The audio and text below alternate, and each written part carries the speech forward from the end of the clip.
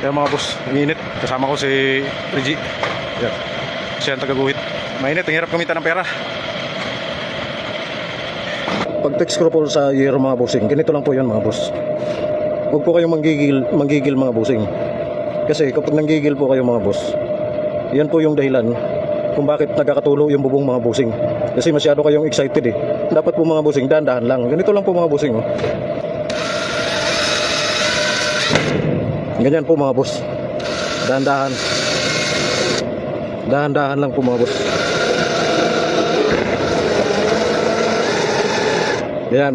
Huwag po magmamadali mga bossing kasi kapag nagmamadali kayo, pag nasubrahan sa diin yan, mayuyupoy na po yung yero. Tapos ang nangyari, hindi na po may babalik. Ang nangyari po ng mga bossing, pagpupunduhan po yun ng tubig ngayon, mga ilang buwan lang, magkakaroon ng kalawang, tapos magkakaroon na po ng tulo yun mga bossing.